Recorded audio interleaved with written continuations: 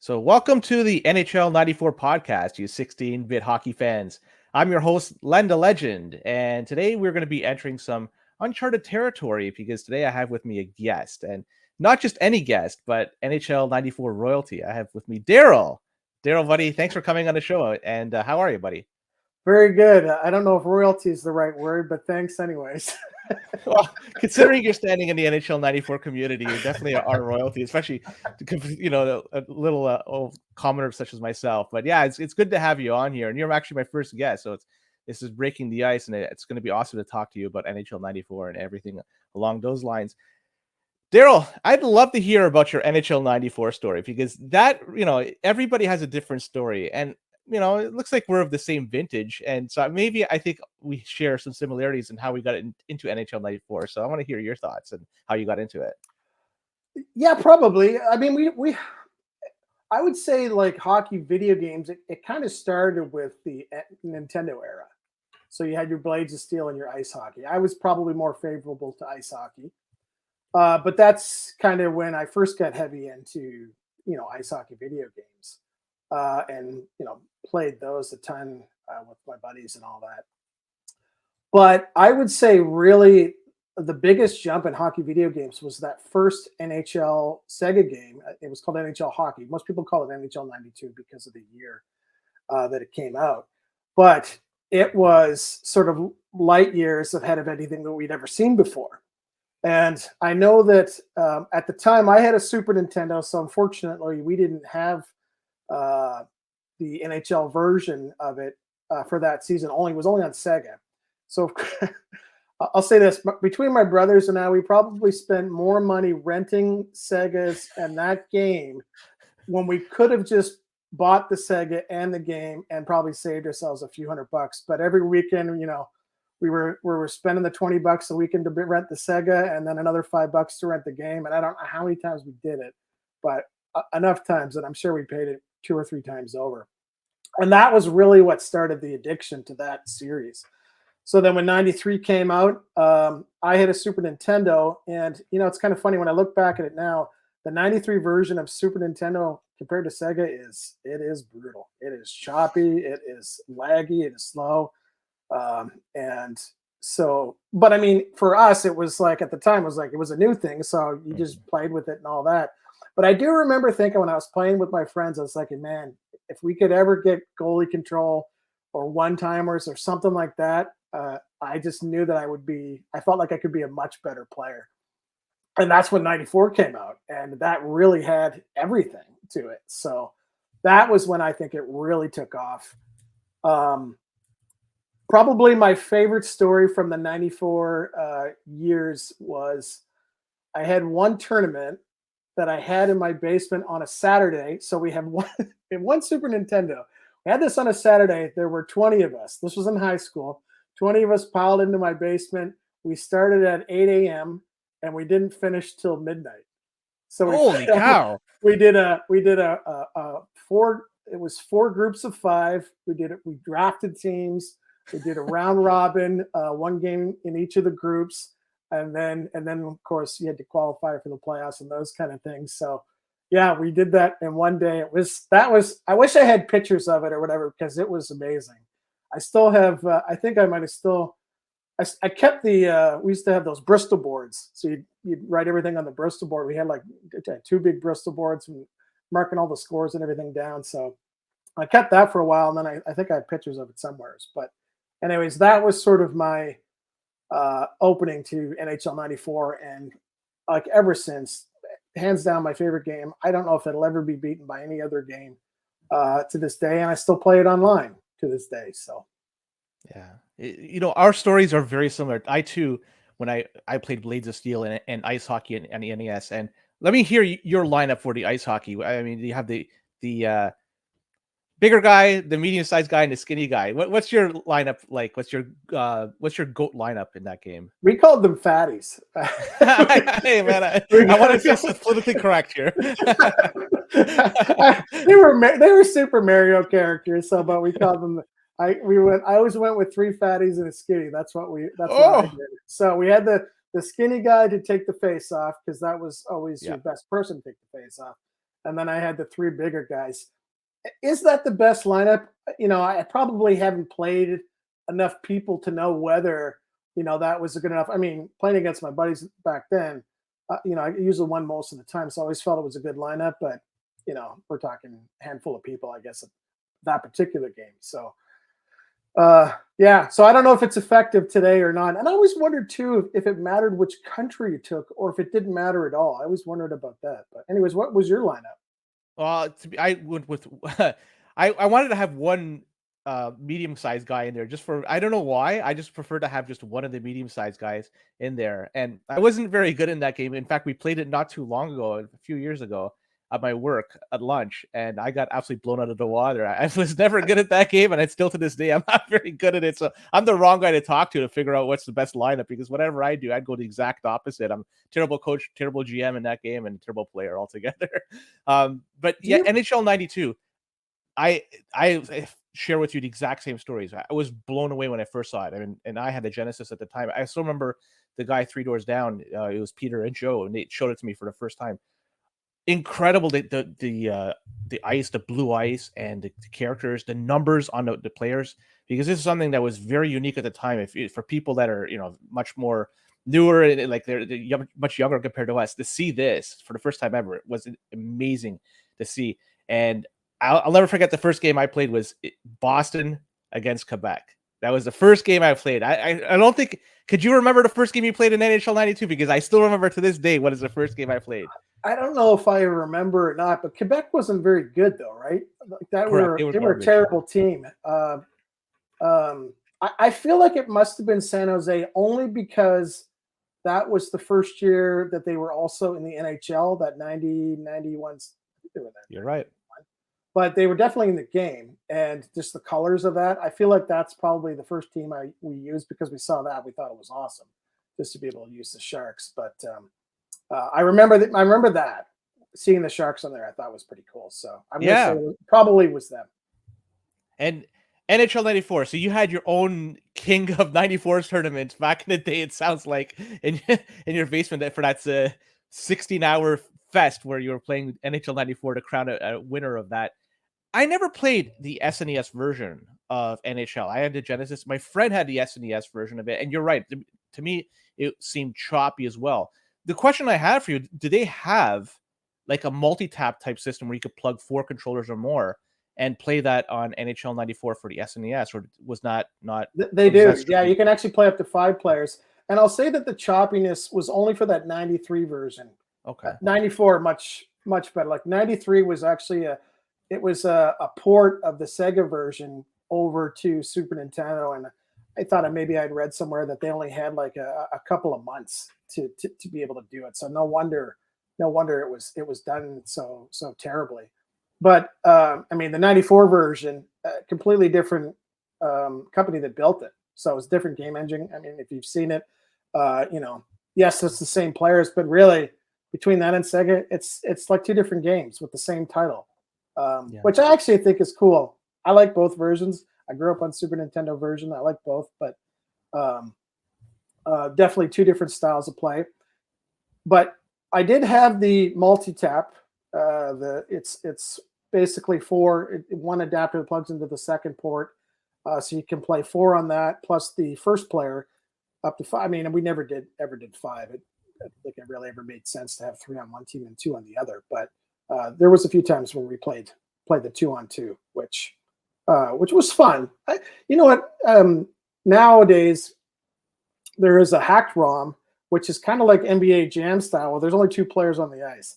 That is way, way, way more fun. So if you ever have an opportunity, if you haven't already, to play that, you will enjoy it, regardless of which system you're playing on. Yeah, Darrell, we used to play that at lunch at my work, my old work, and we used to play that modded 2v2. I think King Raph was the person that created that. I could be wrong. That created that ROM. Oh, that particular one, possibly. There's a lots of different guys that have kind of contributed to different 2v2 ROMs over the years. So yeah, it's so much fun. Now NHL 95. Why does it suck so much? It's for me, I can't stand it. I want to hear your thoughts on why you think it sucks. Maybe you like it. I don't know. It's so I'll just kind of go back to my first impression of it when it came out. And the biggest differences that I noticed playing now, I guess I'm going the Nintendo version, which actually I played that versus the Sega version. I actually think the Super Nintendo 95 version is better than the Sega version, but the one timers were worse. It was so easy to knock players off the puck, whereas NHL 94 you can usually defend it a little bit better. Goalie control was all kind of all over the place. Um, the and I didn't like the animations of scoring on breakaways. It was very awkward, where it was almost always better to use your backhand. If for some reason the player had this like extra long stick on a backhand to score, but so none of the things that you could do in 94 really worked that well in 95.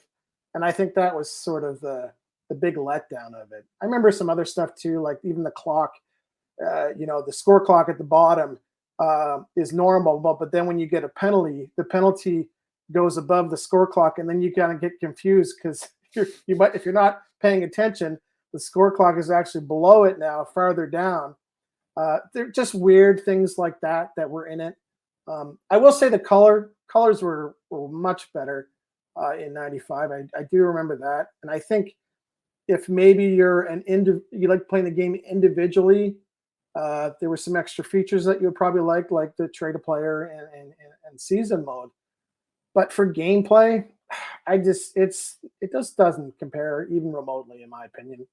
NHL 94, everything that you want to do, you can do. The one-timers are seamless, whereas in 95, they're kind of all over the place. I kind of wish if they had just stuck with the game engine, we probably would be talking about NHL 95 right now. But they changed the game engine completely, and I think it just kind of ruined the series. And after that, I was like, I went out and got 96 and 97, but I always kept bringing back to 94. And then even when you move into like the next step, which is 99, 2000, and you probably remember the big jump in graphics and all that kind of thing. But I always kept going back, and it's like, well, the manual goaltending is not there anymore. And that was what I thought was like could win you games alone if you were good with your manual goalie. But I don't think I've played a hockey game since where manual goaltending has been at that level. And to me, that is a very important part of it. If you're good with your manual goalie, you can win games, on your own. Almost like in NHL when they talk about goalies getting hot in the playoffs and they steal a game. I feel like 94 is the same way, where the newer games that moved on, I never played a game that ever had that feel, and that's why I always keep coming back to it. Yeah, the magic of 94 is only just in 94, and the engine, you're right, it would change, at least in the Sega version. I never played the Super Nintendo, and in fact, you're talking about it, 95 being better in Super Nintendo versus Genesis. That's interesting. I may want to check it out. And the manual goalie, I'm terrible at playing manual goalie. I'm absolutely terrible. I'd like to hear, if you have to rank yourself 1 through 10 in terms of playing as a manual goalie, I want to hear how you would score yourself. Well, at one time I would have said 10, but I've seen guys online that play now, and comparison to them, I'm probably about a 5.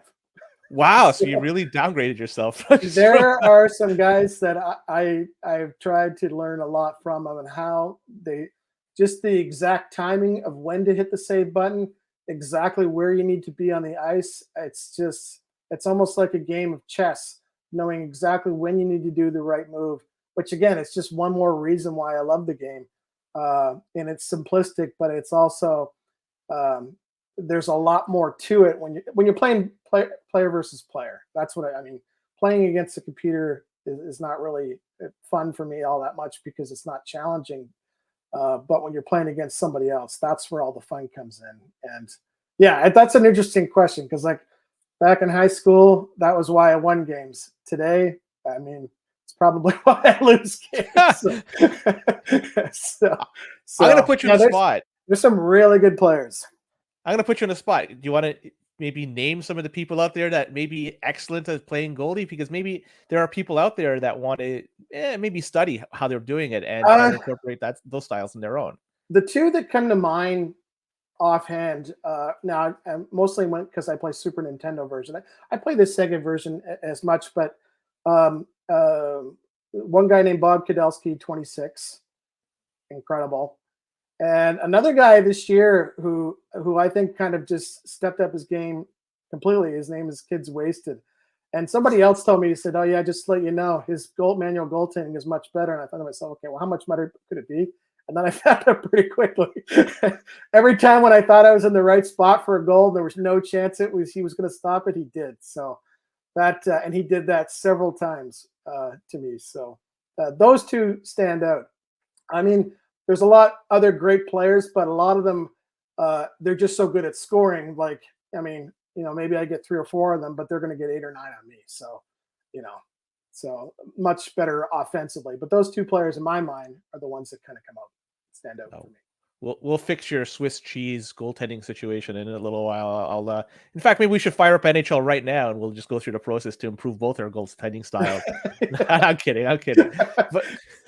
But the NHL '94 documentary. This is something that for me came out of nowhere. I didn't even know this was in the works. All of a sudden, it just showed up on my YouTube feed. It must have known what was my preferences, and boom, it showed up. I want to hear your thoughts about this NHL '94 documentary. This is by the folks from NoClip. I was going to say, because there's actually 2 of them. You're aware of the first one, right? The Pixelated Heroes? No. Oh, you need to watch that. It's on YouTube. I will watch it. That to me is what we call the original. We call that original documentary. It's about a 45-minute piece. We can talk about that later if you want. But the one that came out recently by NoClip, they focus more on sort of the technical aspect of the game itself. This other Pixelated Heroes one is more so why is the game popular. Mm-hmm. I think this other one is a little bit to that, but more so, how did it go through all the trials and tribulations of becoming a game, and when you watch it from some of the developers and some of the challenges that they ran into. The one thing that jumped out at me from it that was like an aha moment, something that it's funny. It's 30 years into the game, and I didn't even know this. Mark Lesser, he talks about a particular spot, if I can remember, where how he was trying to figure out how the attributes would work. And I believe he's sort of associated with almost like table hockey, where you're moving your player. He only has so much space around him to be able to touch the puck. So it's almost like he applied that to hockey as well. In terms of their attributes, which is kind of an eye opener. So somebody like, say, Mario Lemieux, who's one of the best players in the game, or is the best player in the game, depending on which system you're talking about, would have very high attributes. So his passing to another player, he could make an accurate pass much further away, whereas somebody who had their passing rating was much lower could only do it if the player was closer. That's kind of what I was taken from this. And I thought that was really interesting. And I was like, okay, that makes a lot of sense now of how things work. So the same thing with shot power and shot accuracy. The larger it is, it's almost like they have more space to make a perfect shot if they have a higher attribute in that particular category. And so I never really thought about it that way before. I always just thought of it as like, oh, if you had, 99 shot accuracy, no matter what, he was going to be picking the corners all the time. But it's not. I don't think that's really how it works. I mean, that was the thing I took from it, which I thought was very interesting. And it was nice too that somebody who seemed to know nothing about hockey did the documentary. So it was nice to get their perspective when they're digging into it. Because they would probably ask a lot more questions that like someone like I would ask, right? Because they want to know more understanding about how the game works. And so that was it was interesting. I liked it, and I that part of it was really an eye opener for me. I thoroughly enjoyed that documentary. The one thing that, and you're right, it's more of a technical side of things. It gives you a little bit more about the building of the game, and also the evolution from Madden to the original NHL '92 or NHL to where they got to NHL '94.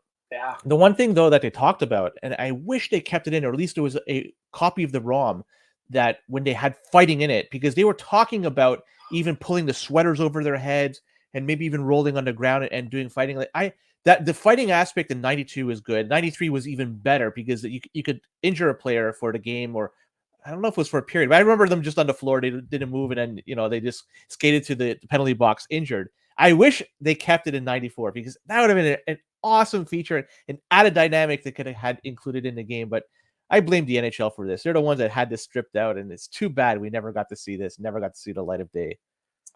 Yeah, I don't know if they took the coding out completely, or I don't know if he said that in the documentary, or if they had like an off switch where they just turned it off. I think they took it out completely from the coding, but we always wondered if it was still in there, and that maybe there was one thing where if you just flicked it on, that it would be part of the game. It's unfortunate that it didn't have fighting. I will say this about fighting. Like I ran an online 93 league, which has lots of fighting in it.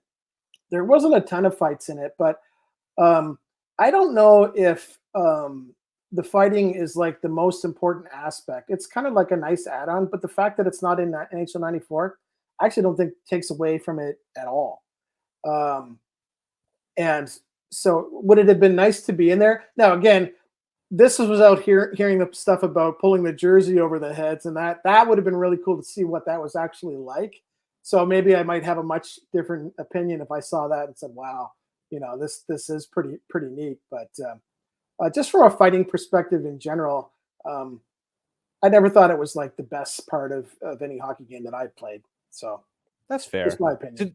The way I look at it is maybe there are players that you're not going to play for sure in NHL 94 just because they don't have the skill set. But if they did have fighting and they were more inclined to drop the gloves, then maybe you'd throw them on the starting lineup, and maybe that would be a way to entice one of the star players who also might be prone to drop the gloves and have them fight as well and take them out of the game as a result. Just it creates a little bit of a different chess match with the inclusion of fighting. But you know what? This is something we could only speculate now because it's long gone 30 years ago, and here we are. The pixelated heroes, how would you compare it to the NHL 94 documentary? Would you say it would, in your eyes, was it better or worse? I want to hear your thoughts on the pixelated heroes. I like pixelated heroes more, and mostly just probably for a couple of reasons. One, because it was the first one that really sort of an eye opener on everything. It's not that I didn't like the other one; it was just more focused on the technical piece, which was kind of neat to learn about. But the one that his name is Mikey McBride, he produced the first one. He interviewed a lot of former guys that were in the game, and he also had Mark Lesser, and he also had Michael Brooks in there as well. So we kind of already saw some of that stuff already, and then obviously his main part of it was to find out who the best player in the world was, and that's actually where the King of 94 came from. It was his documentary, so it's the culmination of him figuring out why the game is still popular so many years after it was released. And then he held this big tournament in Toronto at, I believe it was called Real Sports, a bar, which is right downtown by the ACC. It was packed that day. We had, it was well over 100 registrations on maybe 120 something, I think. And it was also the same day that Matt Sundin statue was unveiled, so extra busy and around and everything like that. But we and I helped organize that tournament. That was the first one. That was back in 2015, and we played all day. And the one we had a champion for Sega and we had a champion for Super Nintendo, and then they were supposed to play each other. But what happened was, I guess the Toronto Raptors had rented that same part of the venue at 9 o'clock, so we had to leave. So we had to pack up and go. And what was extra frustrating is that nobody even showed up. So, oh, that sucks. so we ended up taking it into a hotel for the last two guys. I'm not going to say anything else because you haven't watched it. Otherwise, it'll spoil a little bit of the fun. Thank you. But it is it's an exciting watch. I think you'll really enjoy it. Can you tell me one thing though? Yeah. How did they decide which system it's going to be? Because it seems like the Sega guy would be at a disadvantage playing on a Super Nintendo, and the Super Nintendo guy would be disadvantaged playing on a Sega Genesis. Now you could do a home and home thing, but eventually there has to be a third deciding match. can you disclose that one for me without giving up too much of the? Yeah, I mean that's not going to ruin anything at all. Okay. So yeah, what we had set out from the beginning was we would play one game on one console, one game on the other console, and then whoever scored more goals got to play the final game on their console. But it was only one goal if it got to a third game. Gotcha. So let's just say you and I played and you were on Sega and you beat me, I don't know, 5-1. And then I played you and I beat you 3-2. You scored more goals. So we would play it on the Sega console. Mm-hmm. And then whoever scored first was the ultimate champion. Aha, very cool. Yeah. Now, the King of '94. It was the only time we did it. It was the first one. We haven't done it since. Most guys say, yeah, we don't want to do that. So the champions, that is. So that's fair. Yeah. You're crowning one from each console, and that's probably a good way to do it, because then, it's hard to morph over to the other one, if you're solely. They're different games. Yeah. It's the same title, different games. Yeah. So King of '94, it's a good time to bring this up now and start talking about it. This is run annually, is it not? I guess you skipped it in 2020 or 2021 due to COVID reasons, or? Well, yeah, okay. It depends on how you look at it, because we did run some online ones. We skipped it in 2016, so we had it the first one in 2015. It was Michael was the coordinator of it then. Mikey McBride, he ran it then, and the hope was that he would have his documentary ready for 2016 to be able to screen it. But it wasn't ready in time, and so it got pushed off for one more year because he wanted to be able to screen it in Vegas. So we had a tournament in Vegas in 2017, and that was the second one. And then we've had it every year since. Now, like, you're right, we didn't have a live one, obviously during COVID, because nothing was open, and not a good time to get in live tournaments together. So for 20 and 21, they were held online. So we did have online competitions for both, which was good, because there are some people that aren't able to make the live ones, and they were able to play in these ones, which was nice. And then we went back to the live ones again, and starting in 2022. So we've had a couple of since then. And talk about the rules, the entries, the prizes, because I'm guessing people that are not aware of it, listening or watching this, maybe you could shed some light on those. So the prizes let's start with the rules. The rules the format, myself and another guy, we came up with, where we had a round robin, and it's kind of developed over time, where depending on how many wins you have, you will qualify for the King of '94 bracket. But let's just say you finish in the middle of the pack. Then you get put into a mid-tier playoff, which we call the Duke of '94. And let's just say you only win one game or no games. You get put into the bottom one, which we call the Puke of '94. I love it. So we've got 3-tiered tournaments, and honestly, since it's developed into that, I actually really like it, because it doesn't really matter what your skill level it is. When you get to the playoffs, you're playing against guys that are your level. So any of the blowouts that may happen during the round robin, they're pretty much gone now. They don't happen nearly as often in the playoffs, because the guys are just more, in line with the skill level players that they're playing against. And I think that a lot of people really like that. Actually, I haven't had anybody yet to say that that's a terrible format, don't do it again. So which tells me that it's a good thing and people are really enjoying it. So, and I hope we're going to continue doing it, because we recognize that there are people that are going to be really good at this game, and there are people that are going to, haven't played maybe in a long time, but just want to play and maybe aren't as skilled. There's been a couple of guys that have won it that haven't played online, came out of nowhere early on. So walk-ons. So that's exactly what it is. So we always say, you know what, it could happen, because if you were awesome a long time ago and you practiced a bit beforehand, then maybe you've got a chance.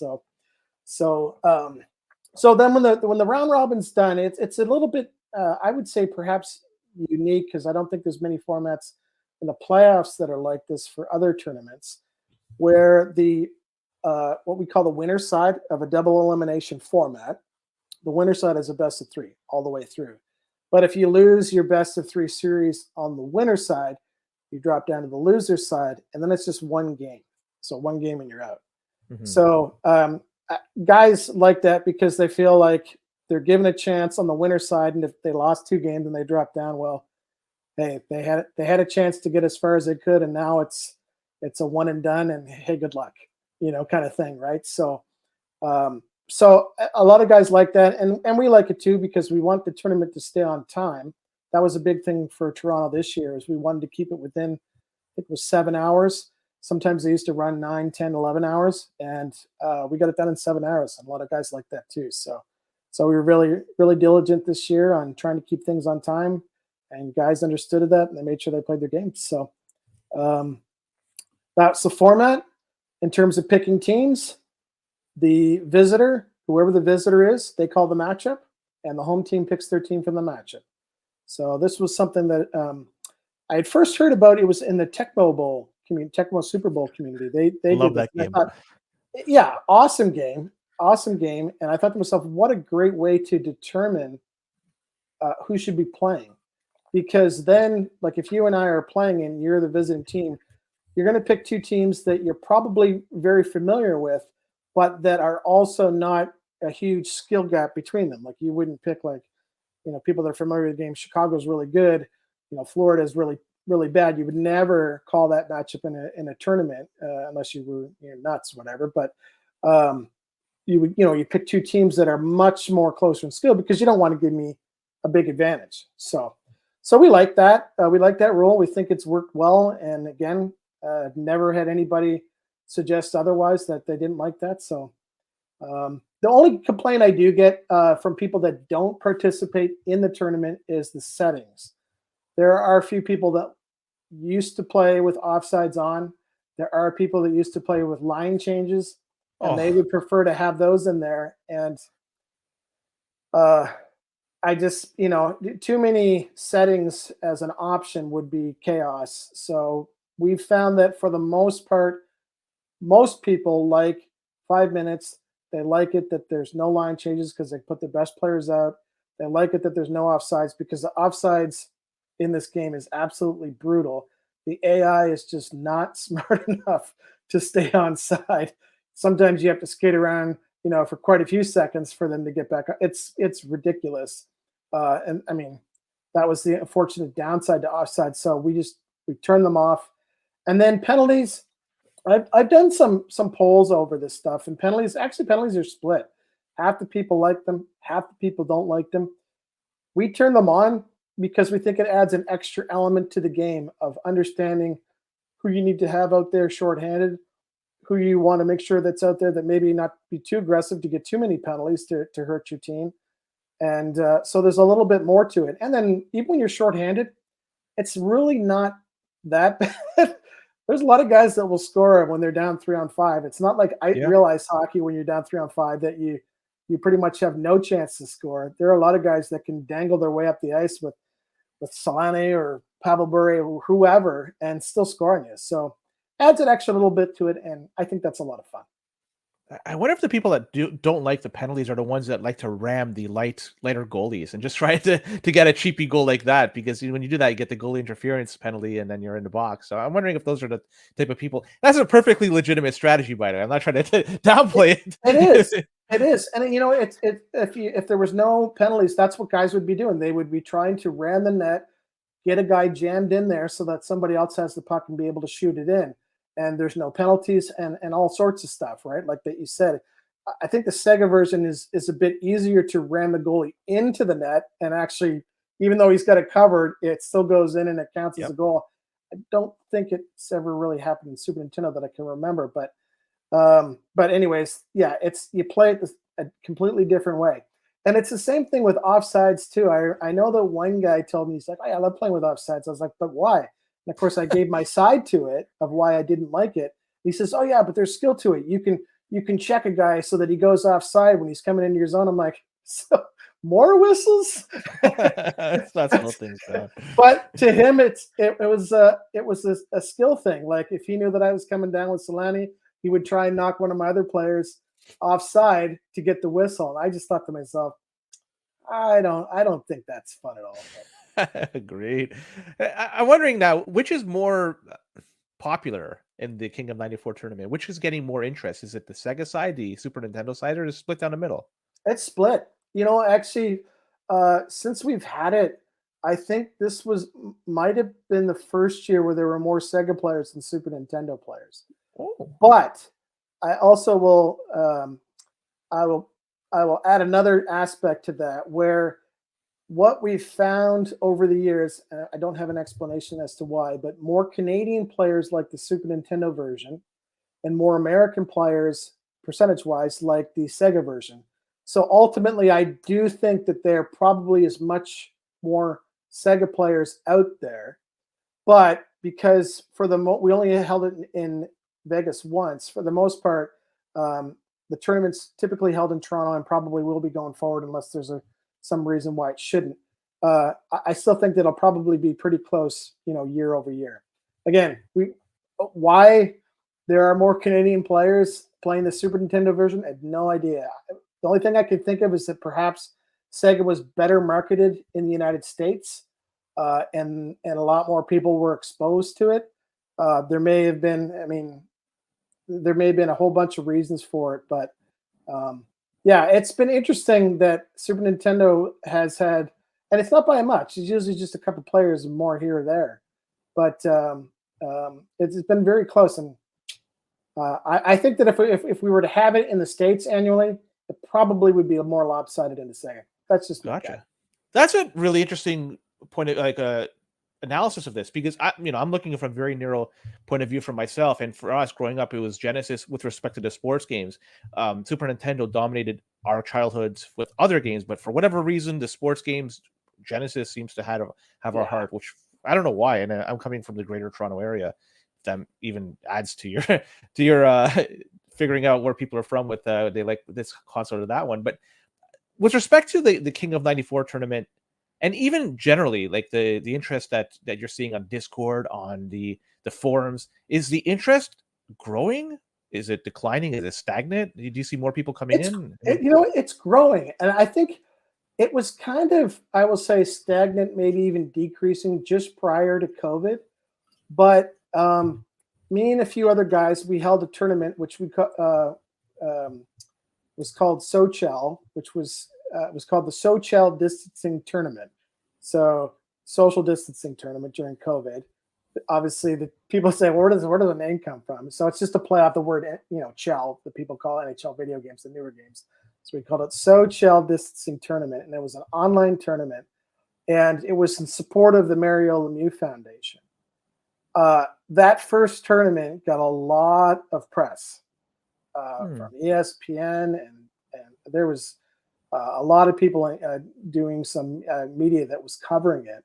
And it was by far, and probably I don't know if I'll ever have a biggest tournament as that one again, but that one had 160 people from all over North America, Canada, US, Japan was represented. There was like it must have been a nightmare to administer. 7 or 8 countries, and it was.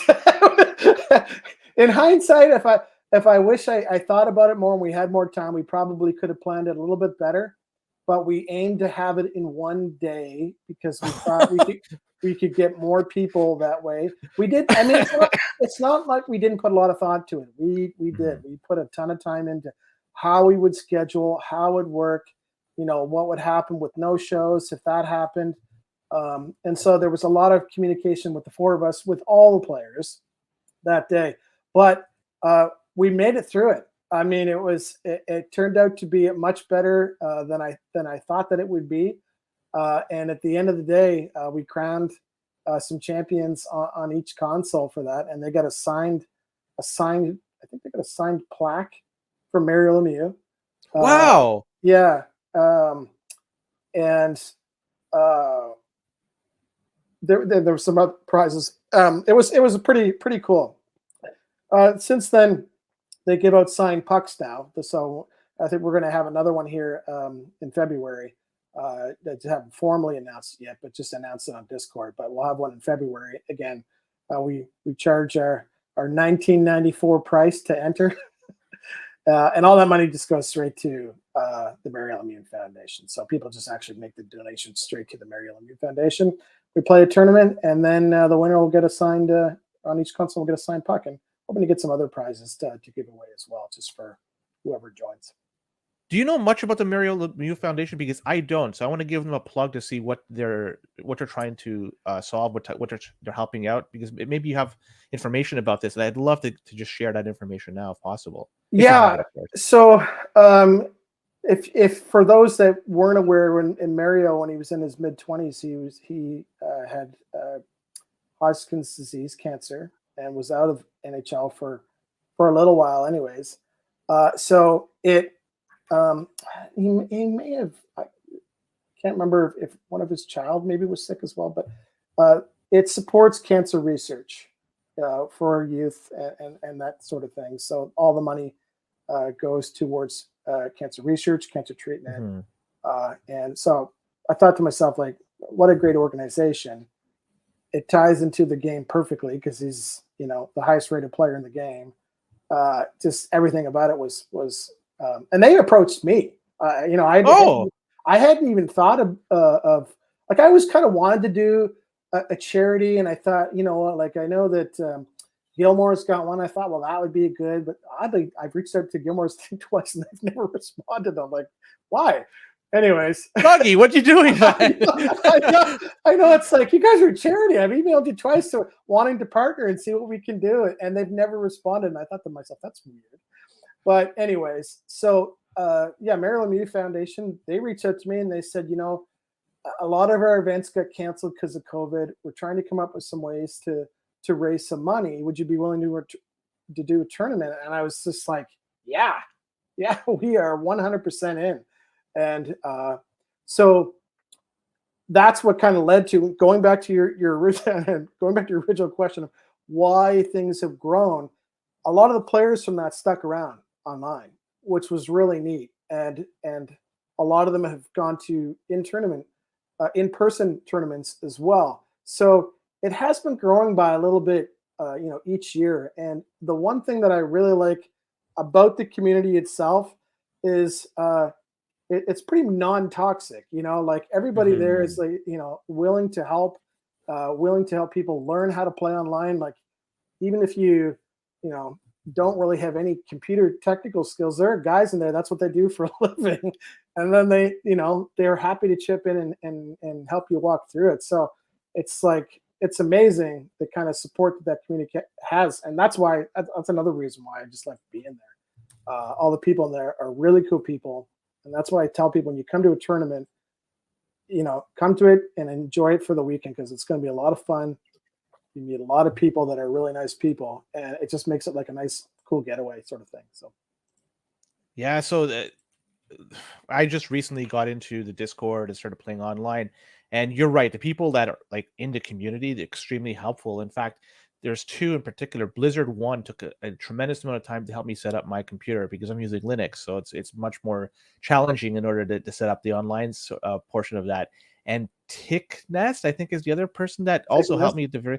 So those two, I want to just give them credit for taking time out of their day and just helping me get my rig up and running. And so, in terms of resources for new players, what would you recommend the best way for people to onboard in case there's a new person wanting to join in? Would they go on a Discord? Would they go on the NHL94.com website? What would you suggest is the best way for new players to get involved and to start playing online? I'll get into that quickly. I just wanted to mention one thing about Blizzard. I'm pretty sure he lives in Ireland, which I think is amazing that he's involved. Because, I mean, he was helping me. Ireland is not known for hockey or whatever, but he obviously loves this game. And the fact that he's part of it, I don't think he plays very much online, but the fact that he's there and he's willing to help people, I just think is even extra cool. That he lives in what you might consider a non-traditional hockey country. So anyway, shout out to him. And there's lots of people. Ticknest, Dan TML, 7 Skills. There's a few guys on there that just love helping people get set up. Tecmo John's another one. So where to start? Well, So that's a loaded question. There is one place. Raf has a guy named King Raf has a website called NHL94strategy.com, and that has some. It's Sega based. So if you're a Sega Genesis player, lots of tips in there about angles for shooting, one timers, how to play defense, assortment of things, and that's a good place to start. But honestly, my straight up opinion is if you want to learn to get better, hop online and just start playing. That's it, and you'll find that things that you remember that you were good at will start coming back to you. But you will also find that when you watch how other players play, you'll pick up new things. Mm-hmm. So it's kind of. I always thought it was funny that that I thought I saw everything of what somebody could do playing the game. And then I got online. It opened up a whole new world. I'm like, some of these guys are trying things that I've never even thought about trying, or thought about doing, or putting certain guys in the lineup. Like one guy, he puts Dixon Ward from Vancouver in at center, and then he just lights it up with them. And I'm like, Dixon Ward's like a fourth-line player on that team. So, but he's a heavier player, so maybe that's part of it too. Maybe he's a bit harder to knock down. But just things like that I've seen that the guys do differently. I've learned a lot. Now, I probably don't play enough to get better at the game. I've been pretty. I feel like lots of people have leaked me over the years. so I've been playing since 2006, and there were some guys that were maybe below my level that have long since surpassed, or way since surpassed, because they just got so much better playing it online, and then playing better players all the time. So, and to me, that's fun though, playing guys that are better than me. Like when I play in these tournaments, I know I'm not going to win the whole thing, but it's nice to play the better players, and maybe you win one game and pull off an upset and those kinds of things. So if you're a new player and you love playing the game, honestly, play online. You don't have to play in a league. You can play exhibition games. There are lots of guys that are happy to just play an exhibition game with anybody. I think the community is big enough now that pretty much if you go on any night, you're bound to find somebody that is willing to play against you. Because I don't know how many people are in the Discord. There's over 1,000 in the Discord, but I would say active at any given time, anywhere from probably 20 to 50. So you're bound to find somebody that's willing to play. And then just start playing. Try your different teams, try different lineups, watch what other people do, and you'll just pick it up. I noticed even on Christmas night, there was chatter on the Discord. People were looking for games 2v2. Yeah. So yeah, even on Christmas night, I mean, on the Eastern Standard Time over here, people were looking to play NHL 94. That goes to show you that it's still a vibrant community. People want to play. I just want to add one thing too. I played both wireless and wired, so the Wi-Fi and wired connection. It's night and day. If you play Wi-Fi, for anybody that's wanting to get into this, you're going to have real problems with having a low ping, and you're going to have a lot of jumping around to the players and stuff like that. If you have a wired connection, so you get the Ethernet cable and plug it directly into the computer, it improves the gameplay significantly. So if you're looking to get in, that's the one thing I would suggest, is get a hardwired connection. It makes life so much better with respect to playing this game. Probably a few other things as well, but that's for you to decide. No, and that's an important point of when, I would say, if anything, the biggest detractor is when you're playing somebody and then you get lag and things start jumping all over the place. And it's just like, this isn't fun. So 100% agree with you. The better internet that you can have, the wired connection, anything that you can do to make the stream much more, the connection much more stable, the better. And I'll say this: like I've been playing for a long time. Very rarely now do I run into people that have significant lag.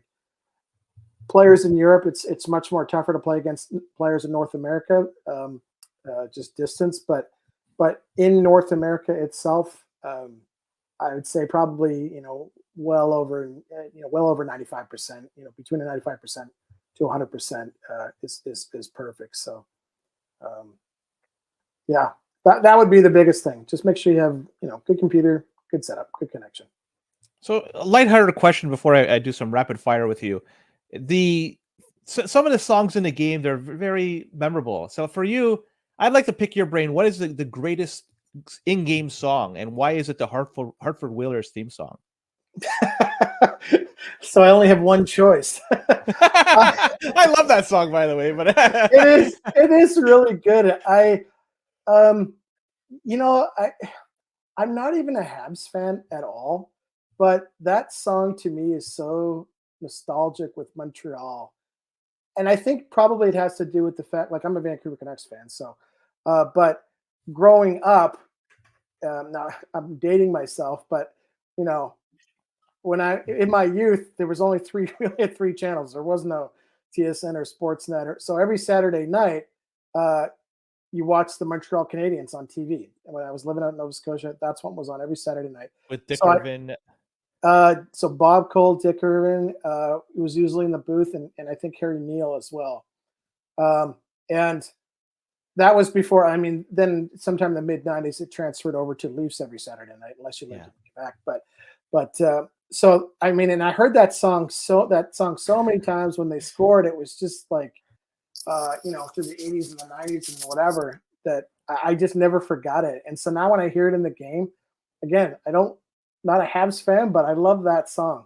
I get that the Hartford song, is much more nostalgic, but for me, I like the Habs. I like the Habs tune, and it plays for a while.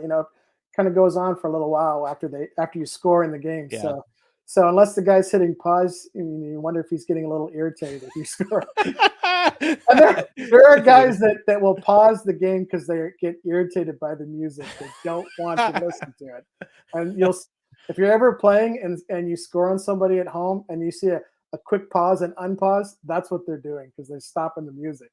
So that's funny. I didn't realize that's little things. No, I mean, there's a couple of guys that do it. So no, I can see that. I mean, yeah. Anyway, some rapid fire questions I have before we sign things off here. Sure. Favorite team to play? To use? Yeah. Probably Vancouver, because I'm a Canucks fan. Favorite team to play against? Ooh. I like playing against the Sharks. I like the Sharks unis. I don't know what it is in that game. The uniforms are cool. From 1992 all the way to 94, you're carrying that on. So, favorite person to play with, if you have one? Oh, as a teammate. As a teammate, I haven't really played much 2v2, so that I'll say I don't have an answer to that one. How about against? So it could be 2v2 or it could be 5v5. Who do I like playing against? Yeah. Oh gosh, pick anyone in the community. Everybody is so much fun to play. I'm not saying that to not it's generally how I feel. There's so many cool people, and I play against as many as I can when I play in the leagues, and it's a lot of fun. So there's not one person that I enjoy over anybody else. They're all fun to play against. 2v2 ROMs or 5 versus 5? Oh, 2v2. No, hands down. No question. SNES or Genesis? SNES. Ooh. Greatest person you ever see play NHL 94? What a great question. Probably Angry J 93. He's won four world championships, and he is really good in the Super Nintendo version as well. He won 4 Sega championships, and he does really well in the Super Nintendo. So, in my opinion, right now, gotta be him. Patrick Waugh or Ed Belfour? I will say Waugh, and the only reason why I'll say that is because I just played in a classic league, and I had Montreal, and Waugh got me 9 shutouts in a 40 game season. In a 40 game season. So, and it wasn't because of me. That was manual goalie. He stood on his head. There was times where guys were getting mad, and they're like, that friggin' Waugh. And I was just like, yeah, there was times where I thought I was going to get scored on, and he just saved it. And so So probably a biased example because I haven't used Chicago in a while, but that's who I'm taking. Is Phil Housley any good? Yes, Okay. he's Because I see everything. he well, like I use the Super Nintendo version, and he's great off coming in off the off the rush. Like a lot of times, you can surprise people with bringing him from the back end up, and you know, highly rated players. So now the Sega version, maybe that's different. Some guys might have some opinions on him, and then I can't really comment on that. But certainly for the Super Nintendo, I would never take him out. Which team is better, the Sens or the Ducks? Sens. Yeah, Ducks. JR? Ducks are brutal. Is JR the best player in a game or is somebody else? I don't think he's the best player in either game. I would take McGillney over him in Sega. It just seems like whenever I play against somebody who's in Buffalo, it's like if you don't shut down McGillney, you might as well just stop playing because like he scores all the goals. And in Super Nintendo, it's Mario. He's and you know, I don't know if you're familiar with the weight bug. Yes, I'm very familiar with that in Genesis. Okay, so you're familiar with it. So the lighter players are better players because they're harder to knock down because of that weight bug. Whereas in Super Nintendo, there is no weight bug. So a guy like Mario, who's bigger, who's heavier, and he's got tons of skill, very hard to knock down. Actually, I'll tell you one quick story about that. I was in the King of 94 tournament in Toronto, and I was playing in the puke final. I was in the lowest bracket. Playing the puke bracket, and the guy that I was playing against had Pittsburgh. And there was one time, there's a clip that it's on a stream online. You can watch it. There's a clip where I think I must have hit him like 4 or 5 times and did not knock him down, and he scored. And then I'm just shaking my head thinking like, what else could I have done? He's Super Mario. On that particular play, he just dominated. And so, you know, when they say he's the best, I think that's just one more reason why. You know what? I'll just go on a tangent here. Today is actually a anniversary for Lemieux. He came back to play after retirement. And today was so December 27th that we're recording this. He came back to play the Maple Leafs. So it was the Penguins against the Leafs. And he had 1 goal and I think 2 or 3 assists. Did he score the first goal? He may have scored. I remember watching that. He may have, and I'm a Leafs fan, but I was cheering for Lemieux's comeback at that time. Yeah. And so he may have scored the first. I just remember he did score a goal, and Cujo was in that. I remember that specifically. But yeah, today's the anniversary date where he came back. So we're just highlighting it's a Super Mario Day all around. I remember that game. I think that was probably one of the most anticipated games to watch was his comeback, that comeback game. And the fact that he, like you said, got three points, was it? Goal and 2 assists? He either got 3 points or 4 points. It was 1 goal and 2 assists or 1 goal and 3 assists. Sounds right that he got at least 3, I think, which is, you think about it, that he was off for such a long time and then came back like nothing happened. And you know what? While you're on that topic of comebacks for Mario, he did the same thing in 92-93, which is the game that 94 is based off. It's the 92-93 season. I don't know if you remember or not, but that was the year that he got his ailment. He was on pace to break Gretzky's record of 215 points. I think he was on pace to get 218 before he went out. When he came back, he was something like 14 points behind LaFontaine, and then finished 20 points ahead of him. Like, absolutely, to me, that may be the best season. I mean, you can talk about Gretzky's 92 goals and 215 points, but if you look at the points per game and what Mario did, if he had to play the whole season, he would have broke the record. So I still think that could be considered the best season any player has ever done. But so, anyways, you were just talking about comebacks and made me think of I know. I guess one last question. It's not a rapid fire question. If you could make one change to NHL 94, what would it be? Ooh. And if it's the perfect game, you make no change whatsoever. You know, I don't know. I mean, people say, oh, he's adding fighting. I guess that would be the most logical choice. I just don't I don't know. It really depends. If it was, if I was playing the game and I was just playing by myself, like I think I probably want the season mode and the trade to player. Always thought that was kind of in create a player. I thought that stuff was kind of neat to be able to do that. But fighting would be a very close second. Awesome. Now, so with that, I want to thank you very much for coming on, and just want to pass it over to you. Any final thoughts? Any last words before we sign off? No, I would just say, like, if you're watching this for the first time, we have like I said, we have an online tournament we do for charity. Encourage you to sign up for that. The next one's going to be in February, the middle of February. It's on a weekend, so it's just one day. Play a few games that day. And if you have the opportunity to go to a live tournament, do it. The King of 94, the next one that we have is September next year in Toronto, September 28th. We already have the date locked down. 28th and 29th. Sega's on the Saturday, Super Nintendo's on the Sunday. And I would say, like, if you love the game, come out and play. Even if you've never played it or haven't played it in a long, long time, you'll have a lot of fun. And I do. I enjoyed it as well. So that would be my kind of my final words. If you haven't experienced something like that and you love the game, you'll be just taken back to those sort of basement bedroom days, playing against your buddies, your friends, your brothers, or whoever. And you get that same kind of experience. Well, Darrell, want to thank you so much for coming on out. NHL94.com. You can check them out there. Also on Twitter. You're also NHL94.com, I believe, on Twitter. DOT.com. Yeah. And then we have a Facebook page. Facebook group. If you just type in NHL94, there's that. And then there's an Instagram as well, which is the same handle as the Twitter X or whatever you want to call it, NHL94, DOTCOM.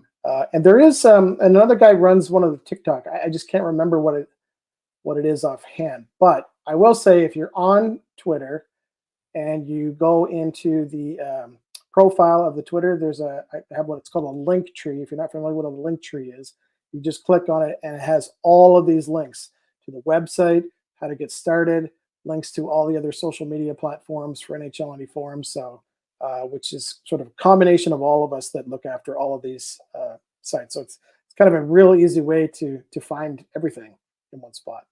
Yeah. And I want to thank you for following me on Twitter. You're one of the few followers I have that follow me on Twitter. So I want to thank you. You're just getting started here with this podcast. So before you know it, it'll be growing immensely. So I'll have 10 followers. It would be fantastic. So hey, yeah. You know what? I started this Twitter account 7 years ago, and it's really just like everything I share is what people like. Some of the content's mine, but a lot of the videos is stuff that guys post, and then I make sure that they get credit when we post it, and people love it. People love seeing that kind of stuff. So and I just try to be consistent with it. So I would say the same thing. Like, you're doing these podcasts, depending on how often you're doing them, you stream one every once in a little while, you get more people following. It's just inevitable. So yeah. So I'm looking forward to the rest of them. I'm glad I got to be your first one, so thank you for that. I have actually another interview scheduled. I mean, he agreed to come on. I don't want to say who it is, but it's a name that you're familiar with. So yeah, there's already people wanting to come on. I'm surprised, and I'm thankful too at that. And also want to thank you for taking time out of your busy schedule to come and talk to me today. It was just, I'm very appreciative of that. This is fun. I appreciate it. It was awesome. It was a fun time. Thank you. Well, thank you very much. And with that, remember to keep your stick on the ice and your controller plugged in. Take care.